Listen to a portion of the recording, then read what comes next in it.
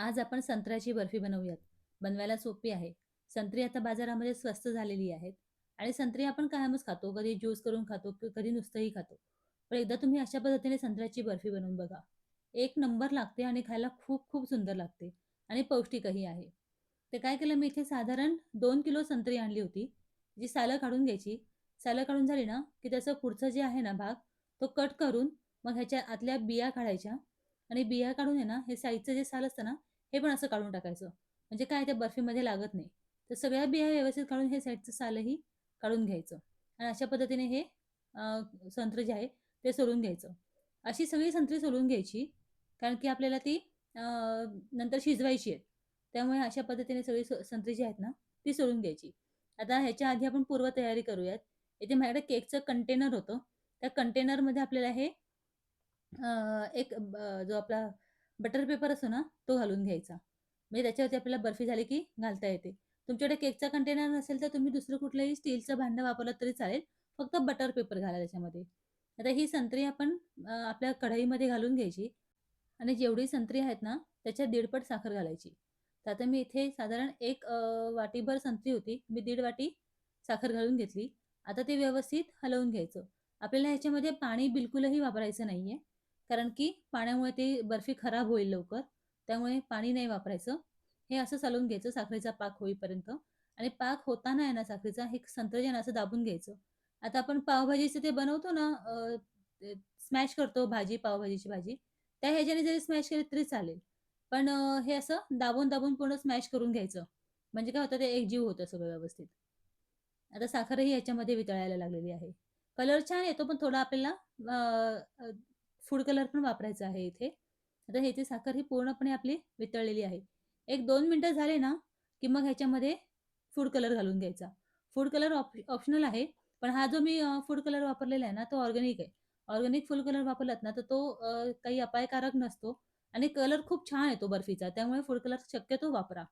आता हे झाल्यानंतर ह्याच्यामध्ये 1 कप मी खोबऱ्याचा कीस घातलेला आहे. डेसिकेटेड कोकोनट मिळतं ना बाजारामध्ये, ऑनलाईनही उपलब्ध आहे. तुम्ही ते आणू शकता. तर आता 1 कप खोबरं घालून याच्यामध्ये मी 1.5 कप खवा घातलेला आहे. हे बघा.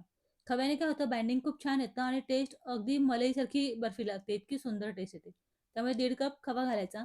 आता हे सगळं एकजीव करायचंय आपल्याला. तर आता काय होणार आहे, की ह्याला म्हणजे पाणी पण सुटतं. ह्याच्यात झाकण वगैरे ठेवून बिलकुलही शिजवायचं नाही आपल्याला. आपल्याला हे कॉन्स्टंट हलवायचंय. ज्याप्रमाणे दुधाचं कलाकंद बनवताना कसं कॉन्स्टंट हलवूनच ते हे करावं लागतं, नाहीतर खाली लागतं. अगदी त्याप्रमाणेच आपल्याला हे करायचंय. आता साधारण 15 ते 20 मिनिटं हे असं कॉन्स्टंट हलवत राहायचंय, जेणेकरून ह्याचा गोळा तयार होईल. ह्याचा गोळा तयार होईपर्यंत आपल्याला हे शिजवायचंय आणि मग आपल्याला ह्याची बर्फी तयार करायची आहे. एकदम घट्ट झालं ना, की मग ह्याच्यामध्ये 1 चमचाभर तूप घालून घ्यायचं. तुपाने काय होतं, छान मोकळी होते बर्फी. त्यामुळे अगदी शेवटी हां, आता घट्ट व्हायला लागलंय बघा हे कसं छान. त्याच वेळेला तूप घालायचं, आधी नाही घालायचं. आणि मग हे बघा आता हळू हे घट्ट व्हायला लागलंय. एकदम गोळा झाला पाहिजे इथपर्यंत आपल्याला हे हलवून घ्यायचं आहे. वेळ लागतो ह्याला, पण बर्फी अप्रतिम होते. एकदा नक्की तुम्ही या पद्धतीने ट्राय करून बघा. तुम्हाला ही रेसिपी कशी वाटली मला कमेंट करून नक्की सांगा. तुमची कमेंट आली ना, की मला खूप छान वाटतं. हे बघा आता ह्याचा परफेक्ट गोळा तयार झाला. आता इथे गॅस बंद करून घ्यायचा. गॅस बंद झाला ना, की मग लगेचच गरम-गरमच आपल्याला हे कंटेनरमध्ये काढून घ्यायचंय. हे बघा अशा पद्धतीने हे कंटेनरमध्ये काढून घ्यायचं आणि मग एखाद्या चमच्याच्या साहाय्याने किंवा एखादं प्लास्टिकची पिशवी ठेवून सुद्धा हे थापून घेऊ शकता. पण चमच्याच्या साहाय्याने तुम्हाला पटकन होऊ शकतो. त्याला स्टीलचा चमचा वगैरे वापरलात ना, तर थोडंसं तूप लावून घ्यायचं आणि छान असं हे बघा सगळ्या बाजूने एकसारखं असं पसरवून घ्यायचं कंटेनरमध्ये. आता हे कंटेनर थंड होऊन फ्रिजमध्ये एक अर्धा तास ठेवून द्यायचं. आधी थंड करून घ्यायचं, मग फ्रिजमध्ये ठेवून द्यायचं. हे बघा बर्फी आपली कशी छान सेट झाली. खूप छान अशी बर्फी तयार होते. एकदा नक्की ट्राय करून बघा. तुम्हाला माझ्या रेसिपीज आवडत असतील, तर चॅनलला लाईक, शेअर आणि सबस्क्राईब करायला विसरू नका. मी अशाच छान-छान साध्या सोप्या रेसिपीज चॅनलवरती अपलोड करत असते. हे बघा, छान अशी बर्फी आपली तयार झाली. आता ह्याला कट करून घ्यायचं, पण त्याच्या आधी इथे मी सिल्व्हर पेपर लावून घेतलेला आहे. ते लावून घ्यायचं. नंतर मग समजा जर का तुमच्याकडे ड्रायफ्रूट तुम्हाला घालायचे असतील, तर तुम्ही ह्याच्यावरती ड्रायफ्रूटही घालू शकता. कुठलेही ड्रायफ्रूट तुम्ही वरती अ, छान हे करायला लावू शकता.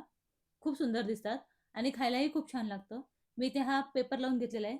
हे पण खूप छान लागतं. दिसतं तर अप्रतिमच दिसतं अगदी. हे बघा किती सुंदर अशी आणि बर्फी पण किती छान अशी कट होतीये. इथे बर्फी आपली तयार झाली. खूप सुंदर अशी बर्फी तयार होते. एकदा नक्की ट्राय करा. भेटू पुढच्या एखाद्या अशाच छानशा रेसिपीमध्ये. तोपर्यंत बाय. Take care.